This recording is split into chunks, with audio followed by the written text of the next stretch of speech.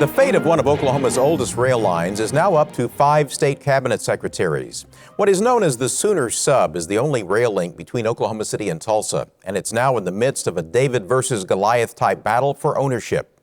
As the state sale of the line is being decided, the controversy pits the future of passenger rail against trains hauling an ever-growing number of oil tankers. Just after statehood, the Frisco Railroad began transporting passengers and freight between Oklahoma City and Tulsa along what is now known as the Sooner Sub. One of the original steam engines that traveled that line now sits on display at the Route 66 Village in Tulsa, along with one of the Pullman cars that carried passengers on the line. By the late 1940s, new diesel power plants ran up and down that line and stopped at Oklahoma City's Santa Fe Station. More than 50 years ago, I walked through that door right there.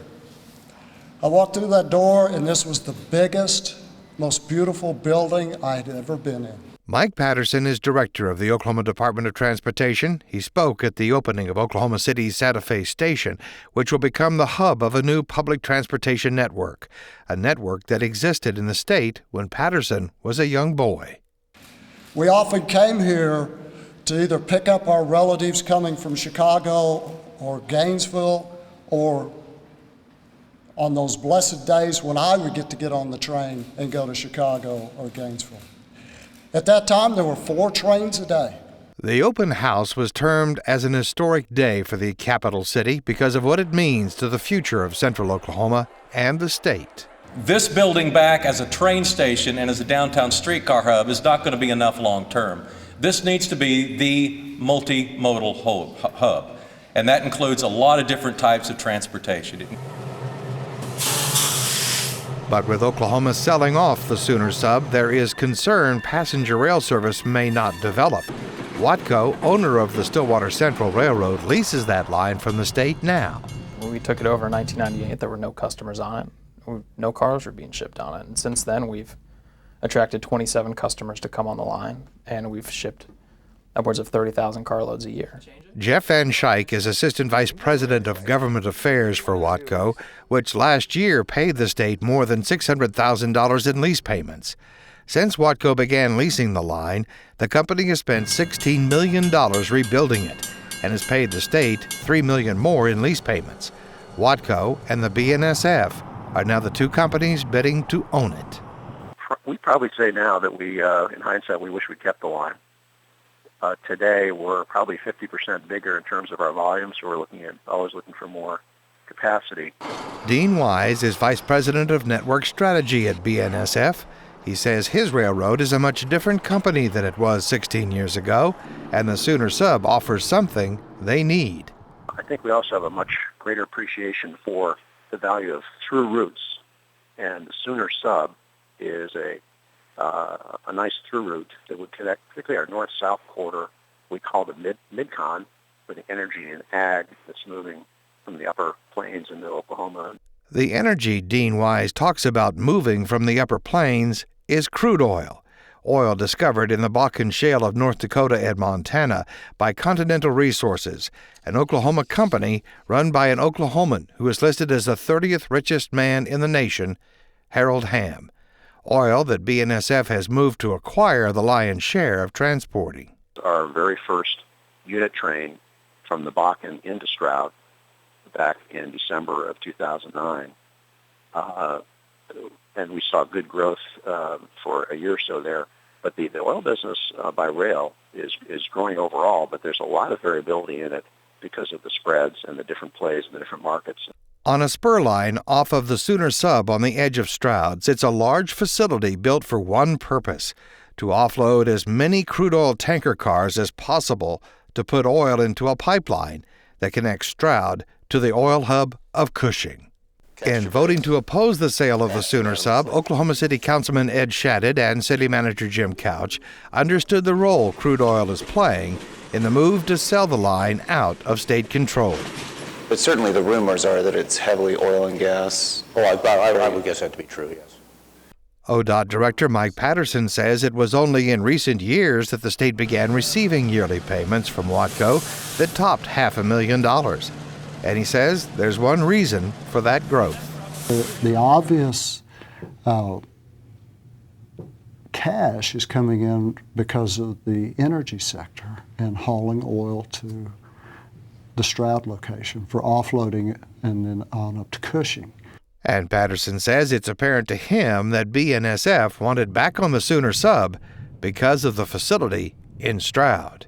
That's why the BNSF saw an interest in reacquiring the line,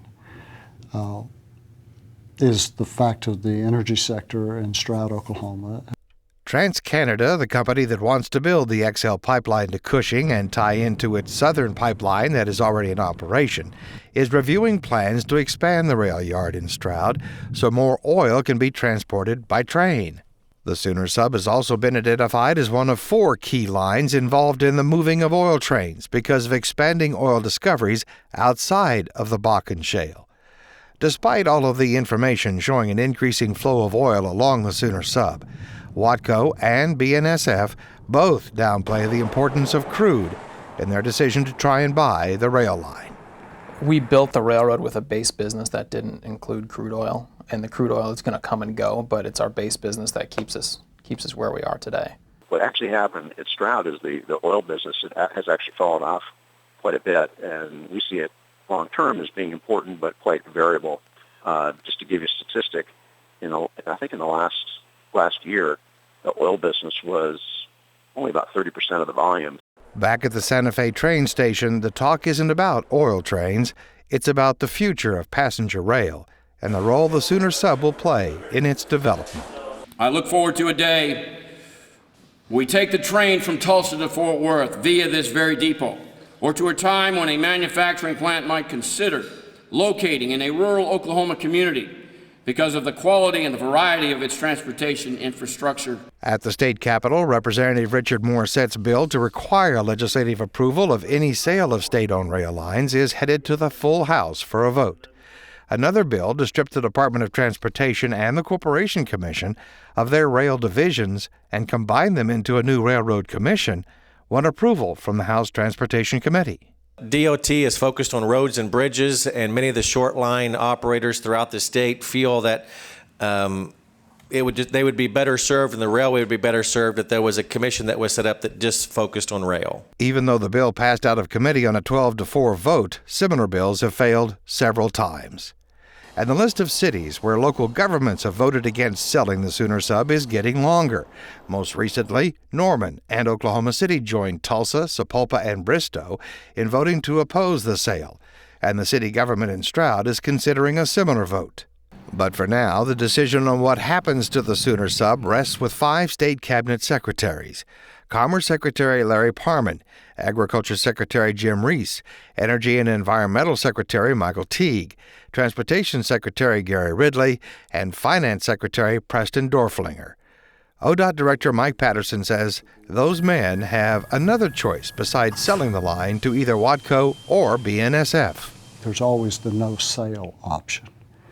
And what I've understood from the cabinet secretaries who are in the evaluation process, they consider the no sale option as well.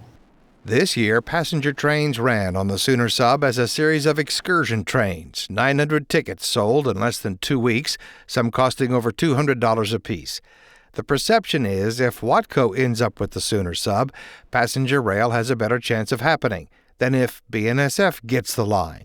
Dean Wise disputes that. They specifically stated in their request for proposal, which we responded to, that the bidders must provide for accommodation or consideration for passenger service. So BNSF will do that. If the cabinet secretaries decide to sell the line, their decision goes to the full Transportation Commission, which has a vote already scheduled on the issue for its meeting on the first Monday in May.